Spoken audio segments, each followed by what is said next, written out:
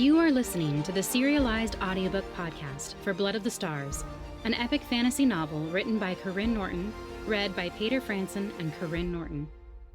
If you can't wait to listen to the whole audiobook, or if you want a signed physical copy, go to karynnorton.com/shop to get the lowest cost by buying direct.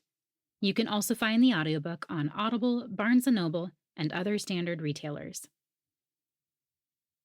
Please enjoy the next installment of Blood of the Stars by Karyne Norton.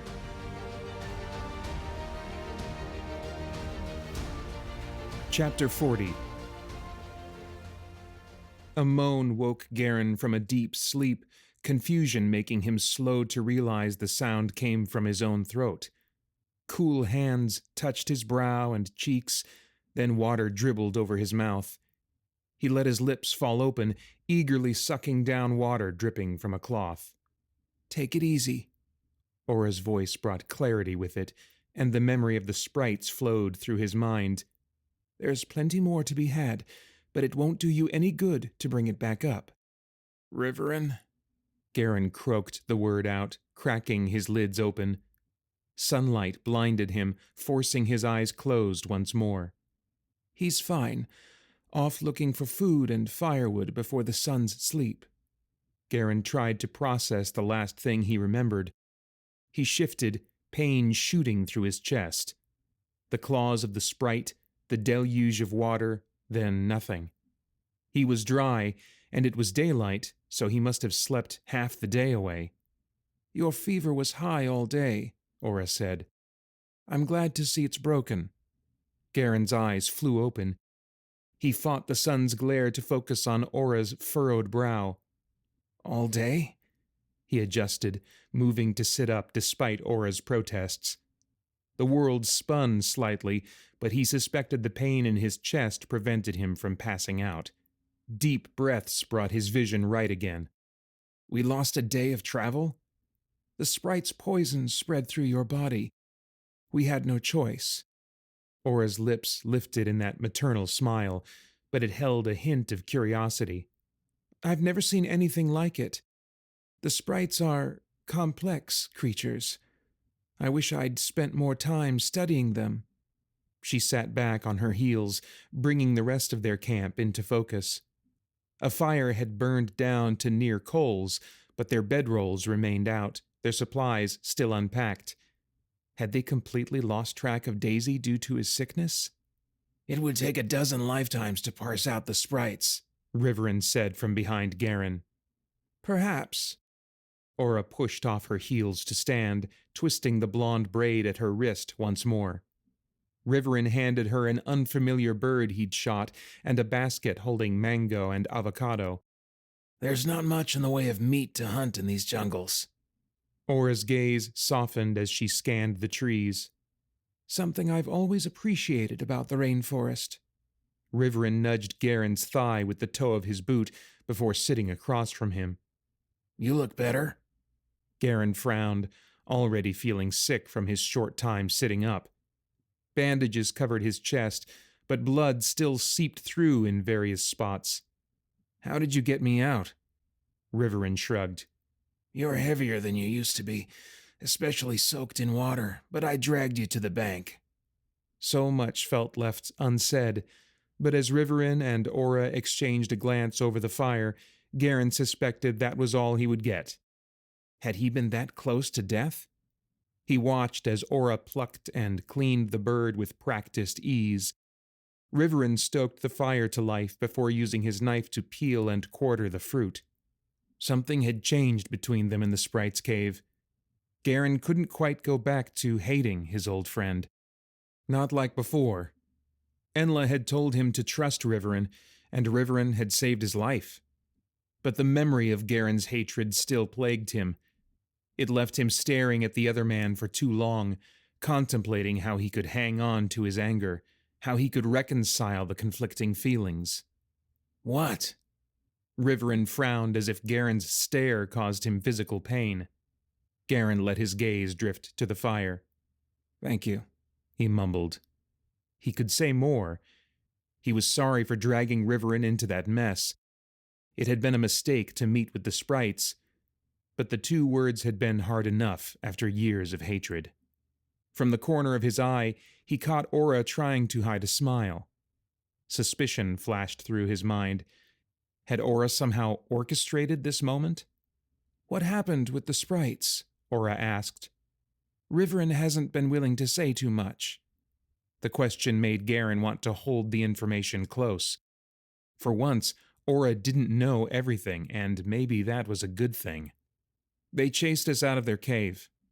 Riverin's frown deepened, but he didn't contradict Karyne's half-truth. Karyne shifted so he could lean against one of their packs, the motion making him aware of just how weak he was. He closed his eyes, the sounds of his companions preparing a meal almost musical enough to lull him to sleep. He forced himself awake, focusing in on Aura. "Can you still trace her?" Aura's gaze sharpened at his use of her. She gave a slight nod of acquiescence. "Even though I sense them moving farther away, the pulse grows louder. She's gaining strength." He didn't fully understand her meaning, but it was enough. Daisy was safe, for now. "Where to next?" "You aren't going anywhere for at least another day, but then we take the roads north. They're headed for Islara, but they're taking the easier roads. We can keep your familiar face from prying eyes and catch up faster if we take the switchbacks out of the valley." Karyne frowned. Islara was safer than the smaller southern towns they'd skirted, but lately the Islarans hadn't been clear supporters of the Elenesses. Most southerners were recreants who despised the royal family's rule. They had enough distance that they wanted to rule themselves. But the Islarans were far enough north to play both sides. Throughout his parents' rule, they'd been docile, but as Mavis's authority had grown, the Islarans had pulled back. Some had started defying the guards sent out for their own protection, while others refused to pay taxes from their hard-earned money. Enla had wanted to send him as an ambassador to feel out where their loyalties lay, but he would have arrived with an entourage of guards. Now, if they figured out who Karyne was, they might not welcome him in their midst. Not without Larkos to defend his intentions at the very least. Still, he could assess the risks of them defecting and reporting back to Enla. It might appease some of her frustration at his change of plans. Even Larkos would be grateful for the update. If the Southerners gained support from a city like Islara, they could very well try to overthrow the throne. Karyne appreciated their aim for democracy, but that would be a much bloodier end to the monarchy than Karyne wanted, which left him a fine line to walk as he felt out loyalties. "Enla's going to kill me," Karyne muttered.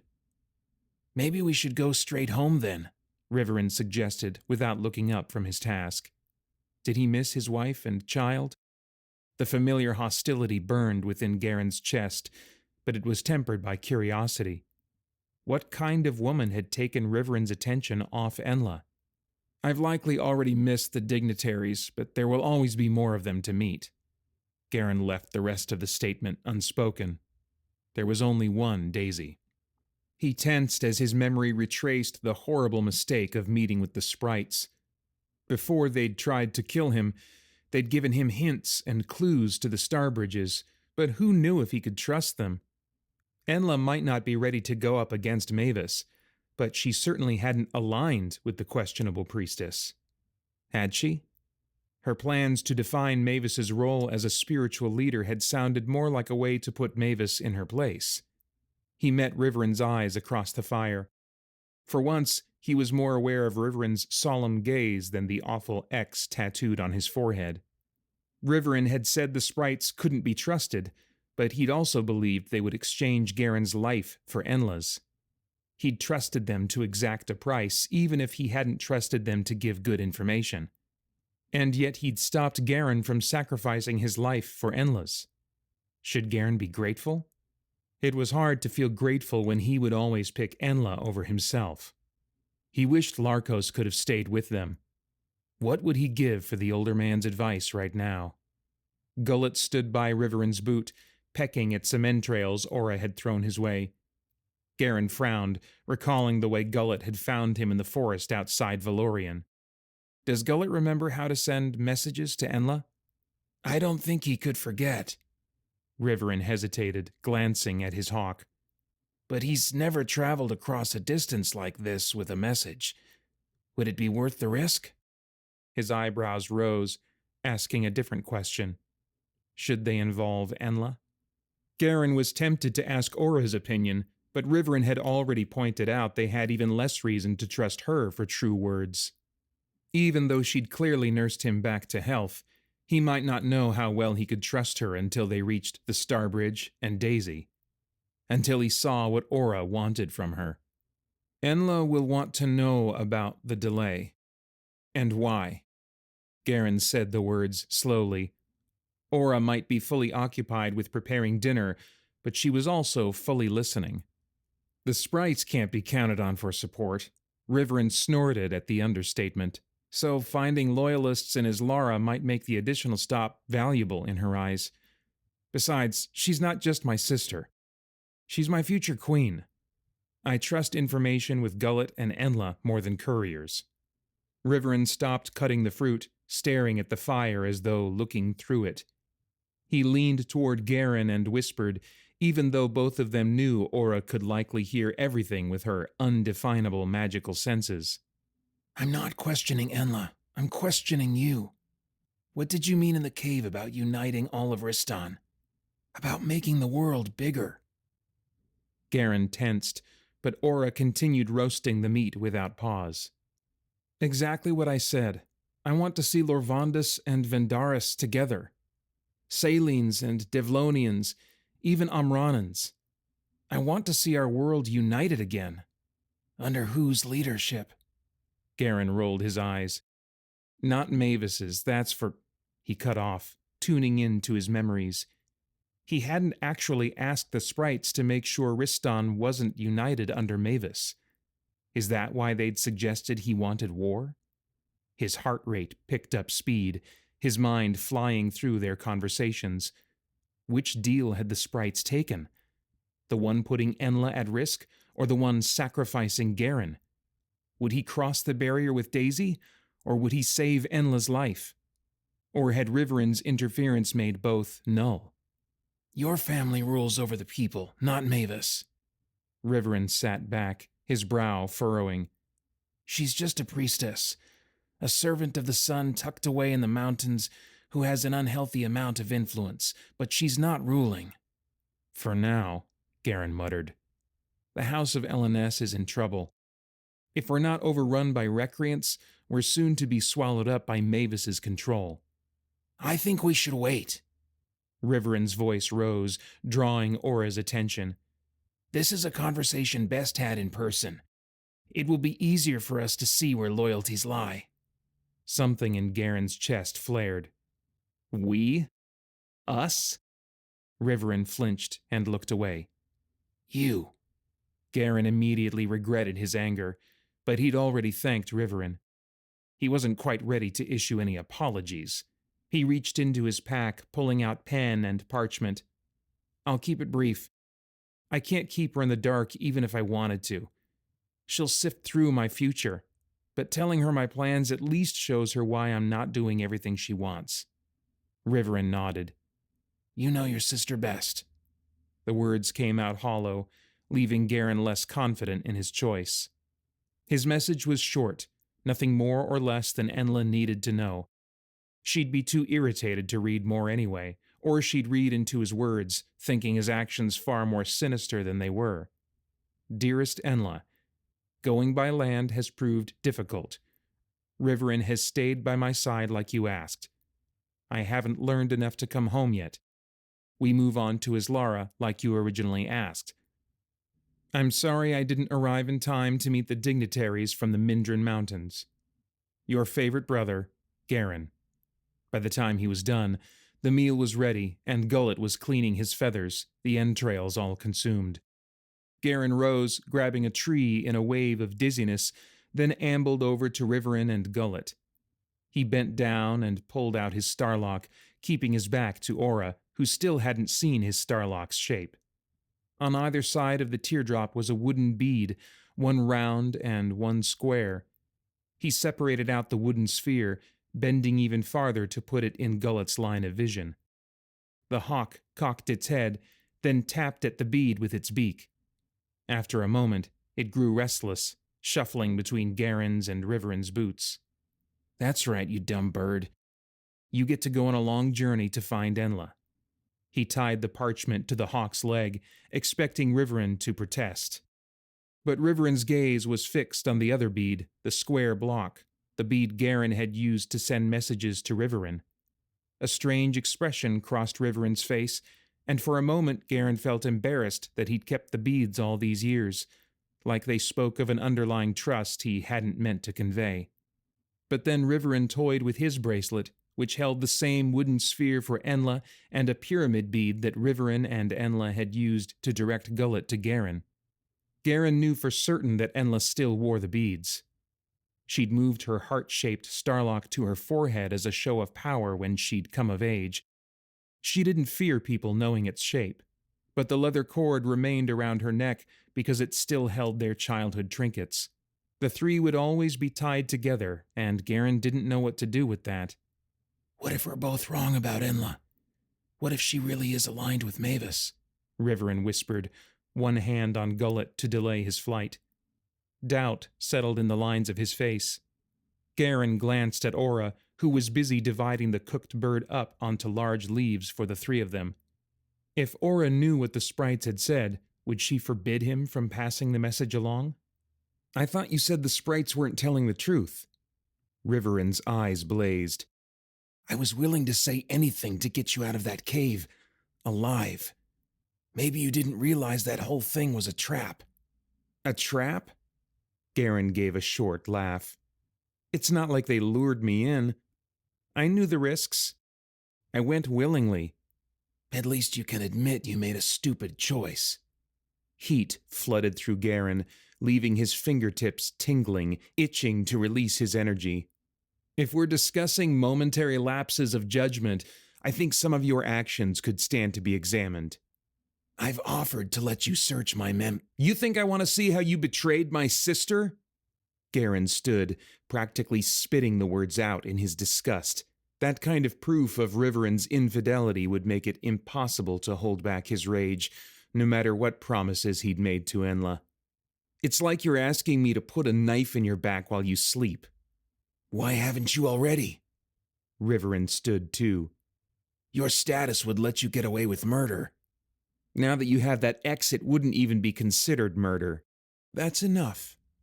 Aura's quiet words from behind Garen reached into some deeper part of his soul, pulling him out of his hatred with the shock of ice-cold water. "Even at this distance, the sprites play with your minds, twisting your words and your thoughts until you turn on each other. The food is ready, and then Garen needs to rest. If we're ever to get away from this place and its hateful inhabitants, we must eat and sleep." The two men glared at each other until Gullet nipped Riveren's finger, making him wince and glance down. With a sigh, he released his grip on the hawk, and the bird launched from his arm, making a beeline for the northwest. Garen would never admit it out loud, but the hawk was smart, or he had some small bit of magic in him. It would take the bird a few days to reach Enla, probably arriving a couple days before Larkos and Starspeed. It would take twice as long for Garen to reach Islara. He patted down the bandages on his chest with a grimace, maybe longer with his injuries. He watched the sky long after Gullet was out of sight, munching on the food Aura had given him without really tasting it. Riveren settled on the edge of camp to keep watch, and Garen's stomach turned as the food tried settling. "You think he's been bringing out the worst in you," Aura said quietly, tossing her leaf and bones in the fire with a sizzle. "But you've chosen to be this way around him. There was a time when he brought out the best in you. It can happen again if you allow it." Garen frowned. Just how much of their history had Riveren told her? That wasn't why he was irritated, though. He was irritated because she was right. Over the last moon, his mood had soured. He wanted to blame it on Riverin, but it had far more to do with his fear for Daisy and Enla. And now, for no good reason, he'd just thrown away all the progress he and Riverin had made in the cave. He wanted to be angry with Riverin for Enla's sake. It felt like the honorable thing to do as a brother. But selfishly, after having his friend back even for one night, he couldn't help wishing he cared a little less about the young queen's feelings and a little more about the ex-friend who had been like a brother. Chapter 41. The open grassland soon gave way to woodlands with thick red oak trees and bushy white pines, which gave Eliana more opportunity to practice archery and made Cyrus more homesick. Days in Vindaris had turned to weeks, and with them, the last bit of winter had shifted to spring, leaving their early mornings swathed in fog. That transition meant Eliana had reached her 18th year, a date that had once held potential freedom from her guardians, but now seemed far less important than her awakening had been. During the day, they trekked northeast toward Islara, and in the evenings, after setting up camp, Eliana trained with Silmar or Lukai. When Cyrus wasn't helping her train, he settled just outside camp to worship the stars. One day out from Islara, Eliana felt more equipped, but no more prepared. What happens after we reach Islara? Eliana and Silmar sat on stumps beside each other. She was supposed to be focusing on drawing energy from one side of her body to the other, but she'd already done it 10 times. We join the army there and march toward the Mindrin Mountains, Silmar said, keeping his eyes closed. They'll take the wider trade route through the mountains to the north side of Mindrin, but we'll cut through the pass. It's a shorter path that will allow us more time to train, but it's too narrow for the army. After the pass, we follow the base of the mountains, and it will lead us all the way to the Valley of Kron, which is the closest place we can gather to Mavis's doorstep in the Mindrin Mountains. He opened one eye to peek over at her. Now, where do you have your Starlock sending all its energy? She huffed and closed her eyes again. Silmar had a textbook approach. He made her map out the wheel of magic, plotting out how the ability to grow things would fall under a constructive somatic, or how a constructive noetic could plant thoughts and emotions in someone's mind. Anytime she struggled with similarities to her guardian's blood magic, he turned it around to something positive. They spent a lot of time sitting like this, while she felt for the energy pumping through her veins, practicing drawing it from the Starlock and giving it back. She opened her eyes again, catching the last rays of the sun dipping behind the mountains. And then what? We just start shooting arrows at her gate? His left eye cracked open. Something like that. His beard shifted in what looked suspiciously like a smile. Taking advantage of his rare good mood, she pushed further. So the army swoops in and clears a path for you to go straight to Mavis? He shook his head. The army is a distraction. We don't expect to be able to defeat her soldiers, or even her. We're outnumbered. So we'll sneak in while our soldiers draw them out. Then we'll steal back your mother and your blood. He made it sound so easy. Who exactly is we? The men and women in this group. Eliana watched the others still preparing food. It was the one chore Silmar hadn't ever assigned her, because her training time only lengthened each night. The more she trained, the more comfortable they all got with her, most likely comforted by the false security that her magic was now under control.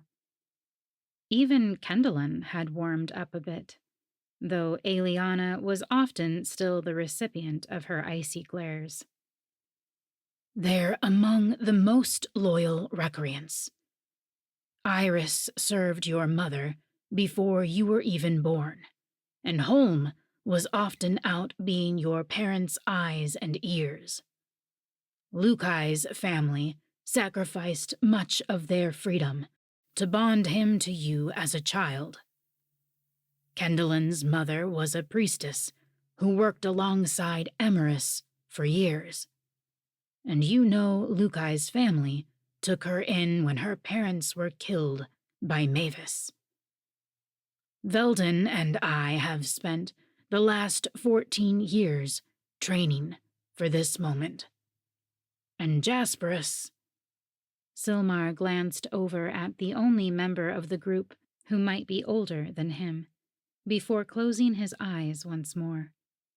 Well, you should ask him to tell you his story sometime. It's the only one of his I care to listen to. So it's this group of 9 who will go after the blood? 8. Eliana snorted. There's no way Cyrus will stay back after all this. Silmar opened both eyes, giving up the pretense of concentration. I was referring to you. Eliana's heart picked up its pace. Why wouldn't I go? She's my mother. It's my blood. Exactly. Mavis will use you to keep Emerus under her thumb. Or she'll brand you and use you against us. Either scenario is bad. I thought you needed me to rescue her. You said those who are branded need a connection like that to come out of the prison in their own mind. He hesitated, and for a moment she thought she'd won. Yes. We'll need you to help rescue her from herself. But first, the rest of us will rescue her from Mavis. If seeing you safe and sound away from the Mindren Mountains doesn't recenter her, seeing you in Mavis's lair certainly won't. Eliana scowled, but had no argument, especially when she had so little to offer. Silmar and Velden concluded she was nearly weaned, but she wasn't so sure. Her pain was minimal and only present near the sun's sleep, but she sensed herself holding back.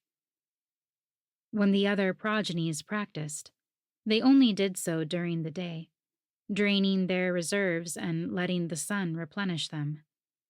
She trained at night, and never felt herself scraping the bottom of her blood's energy.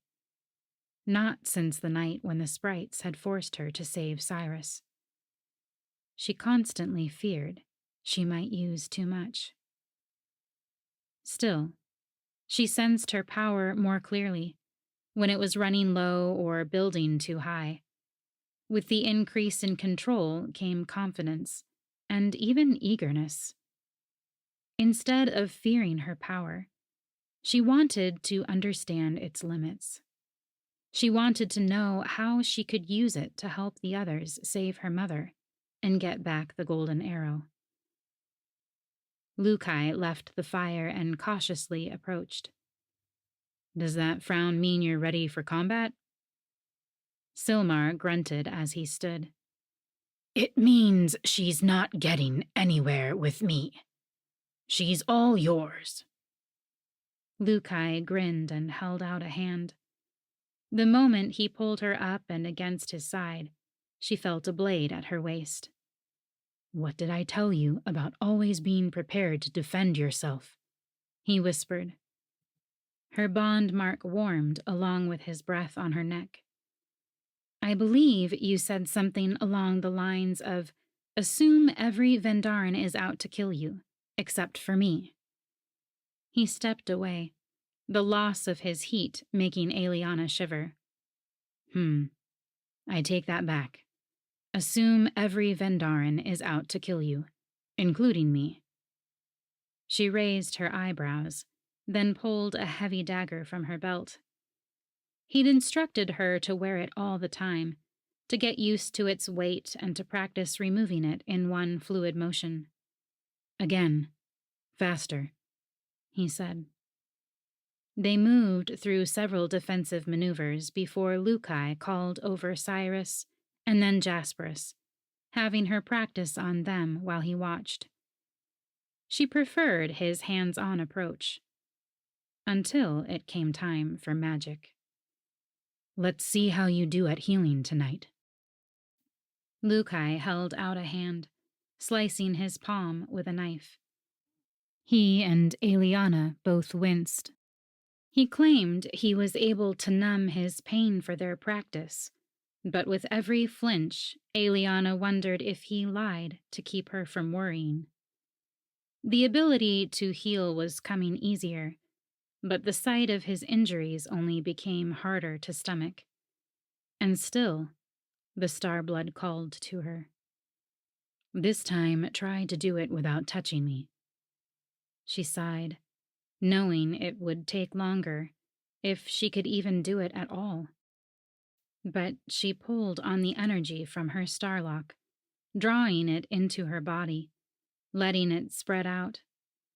When the pressure became too much, she focused on Lukai's arm, as if there were a thread of energy connecting her hand to his skin. This was where she often failed.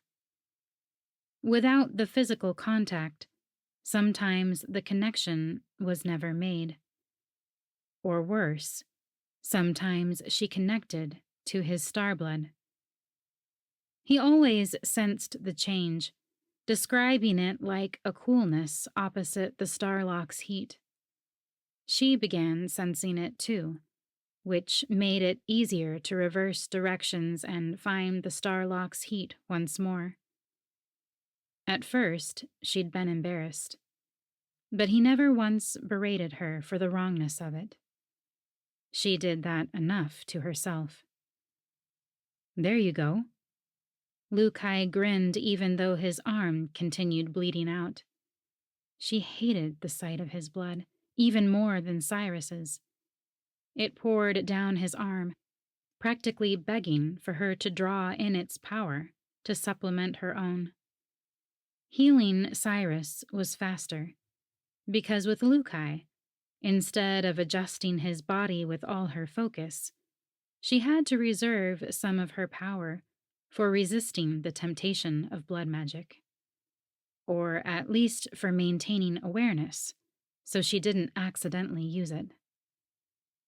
She adjusted his tissue, sensing it beneath his skin as it reconnected. She hadn't hurt anyone since Kendallin, and she no longer had the sense that there was this wildness inside her, waiting to crawl out. But that didn't mean she'd never see the dark spirits again. It didn't mean she'd never lose control. "You're getting so much better at this." Lukai ran a finger over her poorly crafted seam on his skin, smoothing it out. The dried blood remained along with its distracting pull, so when he leaned in, her reaction time was too slow.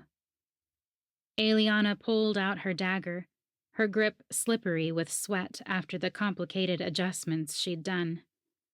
Lukai would probably make her practice 100 times more after this embarrassing display. She fumbled to angle it toward his waist, then gasped as his eyes went wide, his body still. The point of her dagger rested a hair from his rib. I'm giving you a hug. Lukai's laugh came out strained. Oh. Eliana let her hand drop. They stared at each other for a moment, and Lukai leaned in again, wrapping his arms around her shoulders and bending until their cheeks brushed. There was a rightness to the warmth of his body against hers, but there was also an awkwardness. She didn't know where to put her hands, especially since one still held a dagger. Silmar and Lukai hadn't trained her on what to do when the enemy gave a hug instead of a swipe. Good work, he whispered. And next time I'll warn you so I don't get stabbed. He pulled away, his lips lifting in a teasing smile.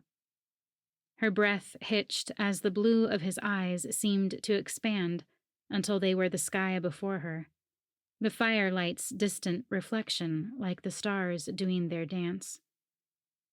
When his gaze dropped to her lips, the fire in her belly grew larger, threatening to rise to her chest.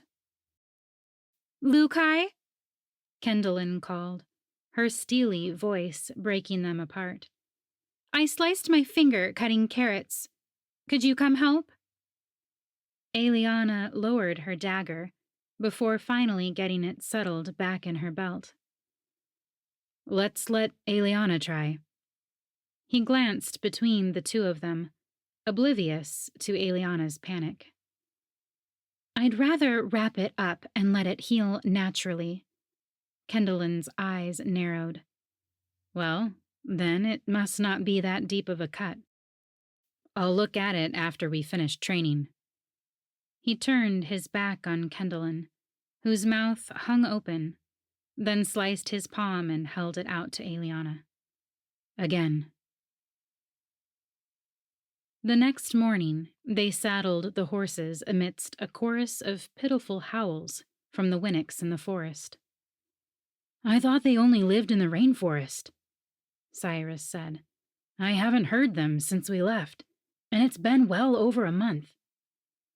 Veldon hummed his understanding.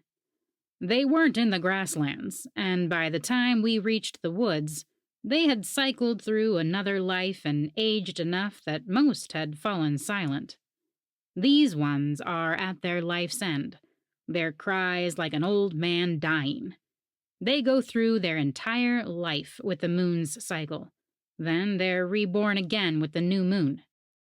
In a couple of days, you'll hear them mewling like kittens." "How do they survive as newborns? Who takes care of them?" Eliana imagined hundreds of miniature Felks lying on rocks like abandoned children. "Half of them die for that exact reason." Silmar waved away her concern. "They breed like rabbits during the full moon and bury their eggs like turtles, doubling their population all over again just in time for the new moon. In one sense, they're immortal, but in another, they're expendable." Eliana flinched at his harsh words, but no one else seemed bothered.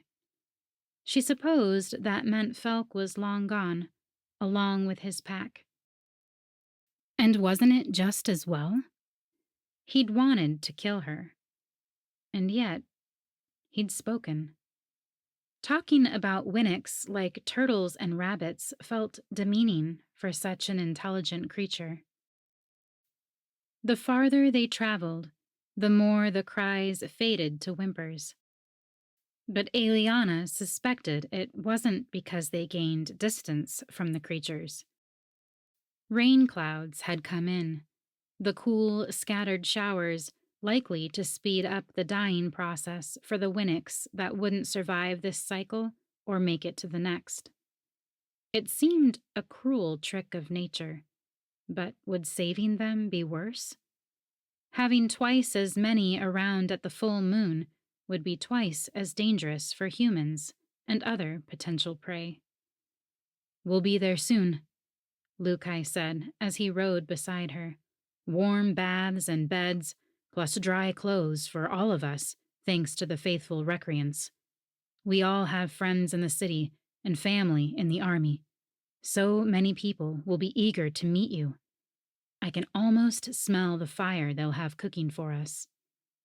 His grin was contagious, and despite how overwhelming the introductions sounded, Eliana couldn't help looking forward to the image he'd given her. Her cloak kept her mostly dry, but her hands and face were chilled to the bone. I smell it too, Veldon said. That's because it's just around the bend, Silmar confirmed from atop his horse behind them. We've heard that before, Cyrus muttered from her left. I think I see smoke from Matrina's cabin. Kendallin urged her mare forward, and the horse complied, as if it knew there'd likely be endless grazing and even oats beyond the hill. The road they took from Valorian brought them in from the east, where a recreant lived outside town and could connect them with the growing army. Eliana rolled her neck, which cracked, then stretched her aching limbs and pruny fingers. It would feel good to get off her horse and have a solid meal and a real bed for the night. A dry bed. But when Kendallin reached the peak, she let out a sharp gasp, reining her mare in. Moments later, Eliana and the others crested the hill, several giving their own cries of dismay. The cabin just over the hill was a pile of smoldering ruins, hissing from the rain's touch. Beyond it, Islara spread out through the valley far past what Eliana could see, both in width and length. The entire city had been razed. I hope you enjoyed listening to the latest installment of Blood of the Stars by Karyne Norton. If you enjoy listening to this narration, you might also enjoy listening to his audio dramas at spiritblade.com or his podcast, Christian Geek Central, where he discusses movies, video games, and all things enjoyed by self-proclaimed geeks from a Christian worldview. Thanks so much for listening.